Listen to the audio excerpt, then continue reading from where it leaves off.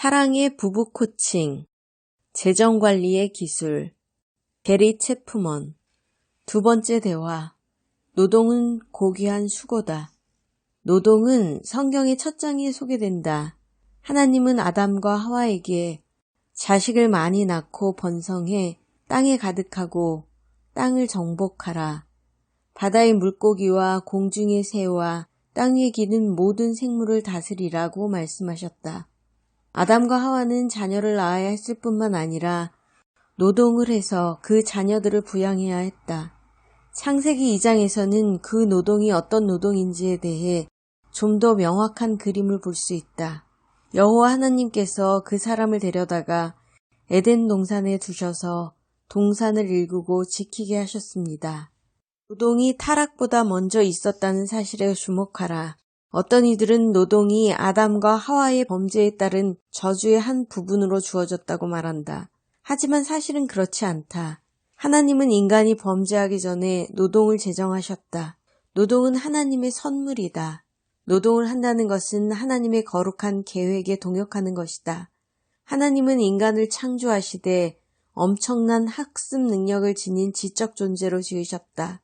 하지만 인간이 우주의 모든 비밀을 다 아는 상태로 세상에 살기 시작한 것은 아니다. 하나님은 아담에게 정복하라고 명령하셨다. 즉, 인간을 둘러싼 환경에 대해 지식을 얻고 그 환경에 통달하여 그것을 바탕으로 인류를 섬기라고 하신 것이다. 비행기를 탈 때마다 나는 그런 명령을 주신 하나님께 감사드린다. 자동차를 탈 때마다 하나님의 명령에 순종한 누군가에게 고마워하며 전등을 켤 때마다 누군가의 노동에 흡족해 한다. 자기 일을 찾는다는 것은 곧 세상에서 자기 자리를 찾는 것이다. 이는 무언가를 이루고 성취하기 위해 자기 에너지를 쓰는 것이다. 노동의 반대는 여가를 즐기거나 노는 것이 아니라 게으름이다. 자기 자신을 그 무엇에도 쏟아붓지 않는 것이 바로 게으름이다. 노동은 마땅히 해야 할 일이다. 십계명을 주실 때 하나님은 노동의 개념도 함께 주셨다. 너는 안식일을 기억하여 거룩하게 지켜라. 6일 동안은 내가 수고하며 내 일을 할 것이요. 일곱째 날은 내 하나님 여호와의 안식일이니 이 명령은 일곱째 날에는 안식하고 예배해야 한다는 것을 강조하고 있지만 이는 동시에 노동과도 관계 있는 명령이라는 사실을 간과해서는 안 된다. 노동은 대개 어떤 수입을 가져다 주지만 돈이 아닌 다른 보상이 따르는 경우도 있다. 부모님이 하시는 집안일은 분명 노동이지만 아무런 수익이 없다. 아이가 하는 숙제도 일은 일이지만 돈으로 대가를 받지 않는다.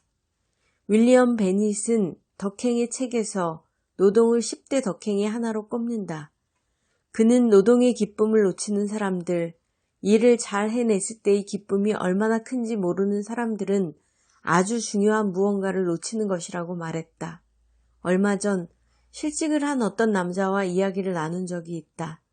그는 이렇게 말했다. 지금 저는 자유를 만끽하고 있습니다만 어떤 일을 성취했을 때 느끼는 만족감이 그립습니다. 이 사람의 말은 고대 히브리인들의 잠언인 소원이 이루어지면 자기 영혼에게 즐거운 일이다 라는 말씀을 연상시킨다. 신학자 칼 헨리가 언젠가 말하기를 인간의 노동의 거룩한 의미를 잃으면 시간과 인생의 거룩한 의미도 곧 잃고 만다고 했다. 노동은 거룩한 소명이다. 그리스도인들에게 노동은 거룩한 소명이다. 직업이라는 말은 소명을 뜻한다. 사람에게는 저마다 일정한 관심사와 능력이 있다. 하나님은 우리가 인류의 유익과 하나님의 영광을 위해 이 관심사와 능력을 활용하기를 기대하신다. 모든 선한 노동은 다 하나님을 섬기는 섬김이며 따라서 거룩하다. 노동을 통해서 부모는 자녀와 물질적 풍요를 충족시킨다. 일단 이렇게 물질적 풍요를 충족시키고 나서야 그 다음으로 자녀의 영적, 정서적 필요를 충족시킬 기회를 갖게 된다. 사도 바울은 누구든지 자기 친척, 특히 자기 가족을 돌보지 않는 사람은 믿음을 저버린 사람이요 믿지 않는 사람보다 더 악한 사람이라고 말했다. 하나님과 교제하며 사는 사람은 자기 노동을 거룩한 책임으로 여기라는 것이다. 우리는 일하기 싫어하는 사람을 게으르다고 말한다.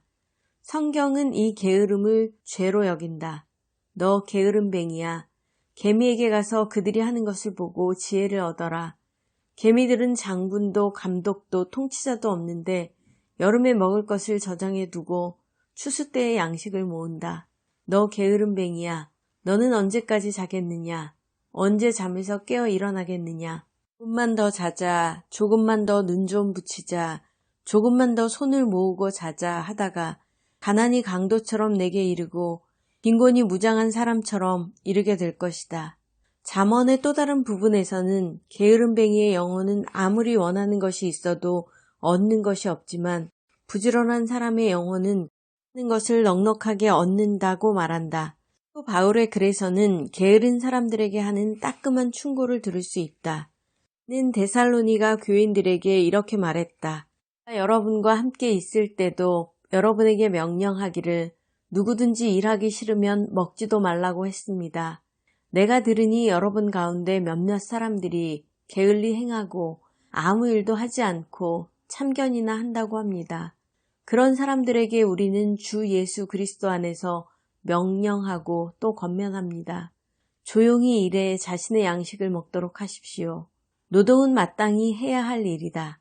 이들이 어른이 되는 것을 준비시킬 때는 반드시 이 진리를 가르쳐야 한다. 노동은 삶에서 마땅히 해야 할 일이라는 것을 말이다. 일을 하지 않으면 먹지도 말아야 한다. 아이들이 나이를 먹으면 그 능력에 맞는 책임을 맡겨야 한다. 아빠와 엄마가 일하는 것처럼 너희들도 일해야 한다는 것을 알려주어야 한다. 우리는 일을 하기 때문에 밥을 먹을 수 있다. 일을 하지 않으면 밥 먹을 특권도 잃는다. 아이들에게 이러한 교훈을 가르칠 수 있는 아주 간단하면서도 확실한 방법이 있다. 어떤 일을 맡긴 뒤, 일을 할당해 준 뒤, 그 일을 다 해내면 그날 저녁을 먹을 특권을 주는 것이다. 만약 일을 다 마치지 못하면 저녁밥을 굶어야 한다. 빨리 하라고 아이들을 달랠 필요도 꾸짖거나 위협할 필요도 없다. 그냥 일을 맡기고 일을 해냈을 때의 결과를 설명해주면 된다. 한 끼 굶고 나면 누구나 노동의 중요성을 깨닫게 된다. 내가 만나본 아이들은 모두 그랬다. 무슨 일을 맡기든 먼저 그 일을 하는 방법을 가르쳐 주어야 한다. 빨래 개기, 신발 정리, 애완동물 돌보기, 식사 준비 돕기, 이불 펴기 등 잡다한 집안일들을 모두 배워야 한다. 어떻게 하면 아이들에게 일을 즐기면서 하는 법을 가르칠 수 있을까? 방법은 부모가 아이들과 함께 일하고 격려하고 그들의 노력에 고마움을 표하고 아이들이 기쁜 마음으로 본받을 수 있는 모델이 되어주는 것이다. 주어진 과제를 기쁜 마음으로 자부심을 갖고 이행할 수도 있고 투덜거리며 마지못해 할 수도 있다. 어떤 태도로 일을 하느냐는 사실상 우리 자신에게 달렸다. 이것은 선택의 문제다. 세상에 천박한 일은 없다.